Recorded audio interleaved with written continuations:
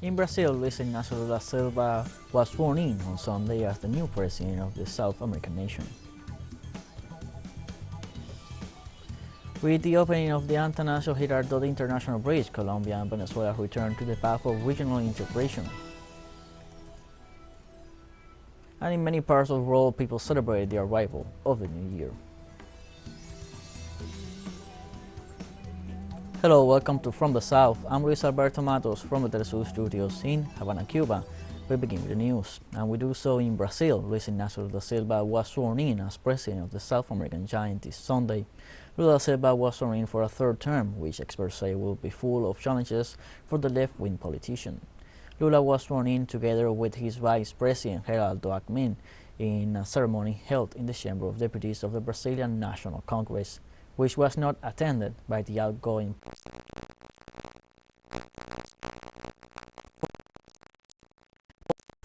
ceremony. The attendees held a minute of silence in tribute to football legend Pelé and Pope Emeritus Benedict XVI, both of whom recently passed away.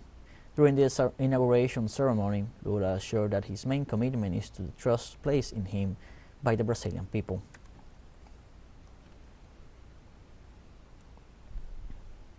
On his first speech as president of Brazil, Luis Lula da Silva, thanks to the political conscience of the Brazilian society, it was possible to obtain an overwhelming victory at the October 2022 presidential elections. For the third time, I'm here to this National Congress to thanks to the Brazilian people and the vote of trust you gave me to me.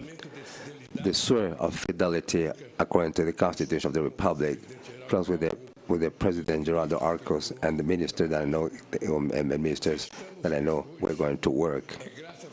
And thanks for the political conscience of the Brazilian society and democratic party we formed to this large, long, historic campaign. We have victorious, so overwhelming. The Brazilian head of state also added that he intends to keep the promise he made 20 years ago when he was elected president for the first time, that each Brazilian can eat at least 3 times a day. 20 years ago, when I was elected president of the first time, close with the Vice President José Alencar, I started the word like change that was only simply and concrete the constitutional precepts to start with the right of a good life without foam, with job and health and education.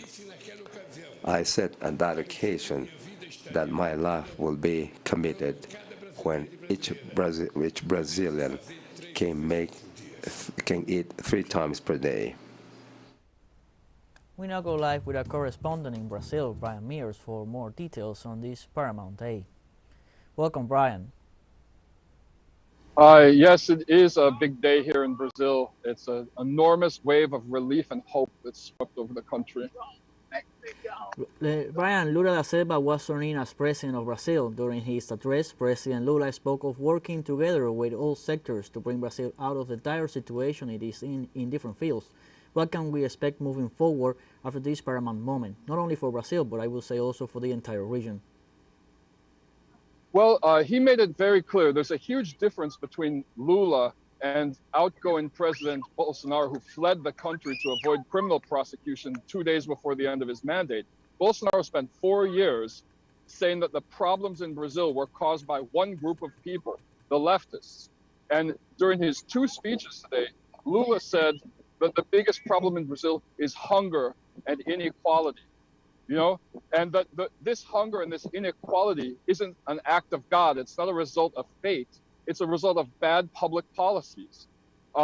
He's gotten, when he first won, people were saying he was going to have a really hard time getting Congress to back him. He's already passed a constitutional amendment before he even took office. He now, by the way he distributed his different ministries, he now has a majority in Congress and the Senate. And the group of people that were supporting Bolsonaro are rapidly shrinking at this point. Thank you, Ryan. We're going to keep in touch in upcoming Newsweek, but for now we're going to take a break. Let's take a short break, but first remember you can follow us on TikTok at the following account at TeleSUR English, in which you will be able to see news in different formats, news updates, and much more. All stories coming up. Stay with us.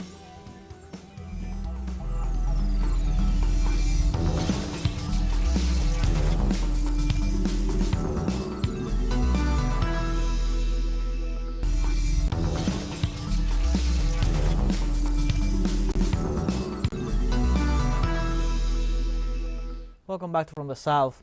Venezuela and Colombia fully reopened their common border with the official reopening of the Atanasio Girardot International Bridge, formerly known as Las Tienditas, which will allow the integration between the two countries. This Sunday, January 1st, 2023, the passage of vehicles for individuals, passengers, and cargo was officially opened in the border zone between the north of Santander and the state of Táchira. The total opening of this bridge is one more step in the process of the re-establishment of relations between Venezuela and Colombia. This international bridge was renamed Anastasio Girardot in homage to this independence revolutionary who fought alongside Simón Bolívar in several battles. In Bolivia, authorities detained a total of 22 people this Sunday linked to acts of violence and vandalism in Santa Cruz in the framework of the mobilizations carried out at the call of parliamentary groups supporting the governor of that department, Luis Fernando Camacho. Local media report that due to the destruction, acts of violence, burning of the prosecutor's office and the police command in the department of Santander, law enforcement authorities arrested 22 people implicated. They also detailed that this Sunday hearings are held against those arrested for being involved in these acts of vandalism. The same were promoted by parliamentary groups related to the region's Governor Fernando Camacho, following the Bolivian justice system's decision this Friday to issue a detention order against him under the accusation of terrorism for his involvement in the 2019 coup d'etat. In Mexico, at least 15 people died and 37 were injured in a bus accident in the state of Jalisco. The United States Security Secretariat explained in a press release that among the deceased were 3 children. They also indicated that the victims were tourists from the state of Guanajuato who were returning to Leon City after vacations. They explained that the vehicle lost control for unknown causes, which caused it to fall down a hillside, where forensic experts and members of the prosecutor's office were to proceed with the removal of bodies. This January 1st marks the 64th anniversary of the triumph of the Cuban Revolution, considered as one of the most influential models of resistance and social struggle in Latin America and the world. On January 1st, 1959, Cubans woke up with the news that dictator Fulgencio Batista and a large part of his followers had fled, and it was inevitable for the rebel army led by Fidel Castro to achieve the triumph of their national liberation movement. Since that date, the Cuban Revolution made possible the beginning of transcendental changes in the life of the people and the nation. It brought the awareness and the certainty that a very difficult stage was approaching, full of new combats, challenges, and difficulties. In over 60 years, Cuba has reached developed country indicators in education, health, sports, culture, and science, and has created the structures for equal opportunities and possibilities for its people. European Union Commission Chief Ursula von der Leyen on Sunday visited Bulgaria as Croatia switched to the euro and removed dozens of border checkpoints to join the Schengen zone. It marked a fresh start for the small Balkan nation of 4 million people that captured international attention 3 decades ago as the site of a brutal war that left nearly a quarter of its economy in ruins. Von der Leyen hailed the move, which came into effect on Sunday, as a day to celebrate. Joining Europe's ID check-free Schengen zone means Croats will now be among almost 400 million people who are free to travel these 27 member countries without passports for work or leisure. Adopting the euro will likewise offer Croatia the benefits stemming from deeper financial ties with the currency's 19 other users and with the European Central Bank. The season of new beginnings, the 1st of January. New chapters that are being opened, and there is no place in Europe where it is more true today that it is a season of new beginnings and new chapters than here at the border between Croatia and Slovenia. Today, Croatia joins the Schengen area and the Eurozone, 2 immense achievements for the youngest member State of the European Union, and both reached on the very same day. So indeed, this is a day for the history books. But above all, this is a day of joy and pride for the Croatian people. It is testimony of your amazing journey, your hard work, and your determination. It is a day of celebration not only for Croatians, but for all European citizens. And from now on, in terms of the... We have more news coming up after a final short break, so don't go away.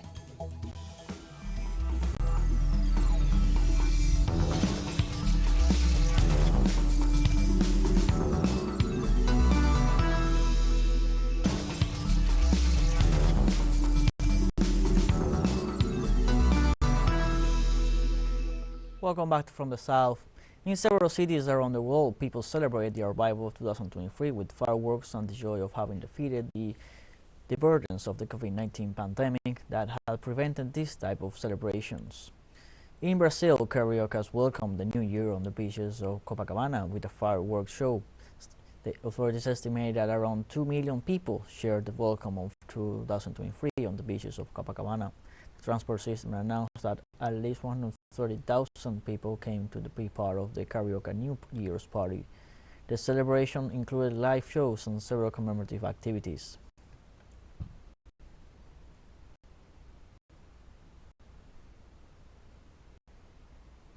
Thousands of people celebrated New Year with music and dance in Mexico's capital city after 3 years of pandemic restrictions.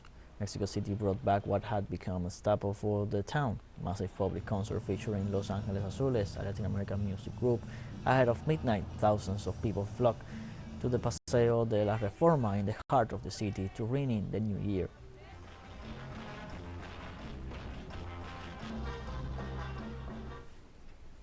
Meanwhile, Scotland received the new year with a spectacular fireworks display over Edinburgh Castle.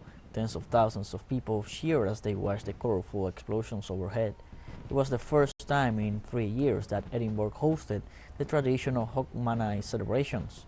COVID-19 restrictions meant that the event had to be called off the last 2 years.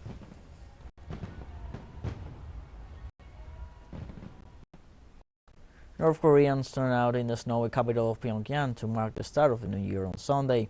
Thousands of people climbed Mount Suhil in the center of the city to lay flowers and bow to statues of past leaders Kim Jong-il and Kim Il-sung in a ceremonial show of respect. The start of the year is traditionally the time for a message from the leadership. When current leader Kim Jong-un assumed the presidency, he resurrected his grandfather Kim Il-sung's tradition of a New Year's address, but in recent years he has used speeches at meetings of the Workers' Party instead.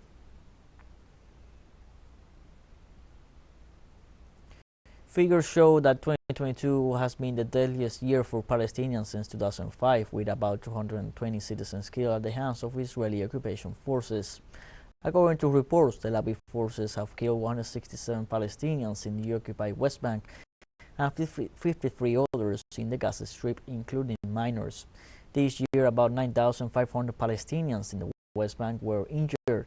Meanwhile, the Palestinian Authority denounced obstructions of justice on the part of the Israeli regime regarding these multiple killings.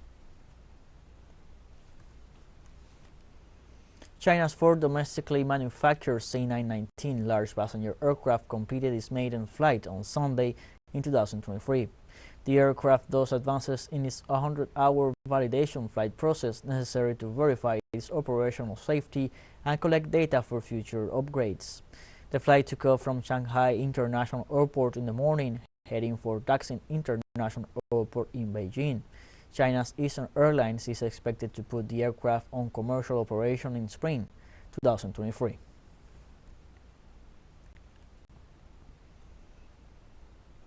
We have come to the end of this news briefing. You can find these and many other stories on our website at telesurenglish.net. You can also join us on social media, Facebook, Twitter, Instagram, Telegram, and TikTok. For TeleSUR English, I'm Luis Alberto Matos. Thank you for watching.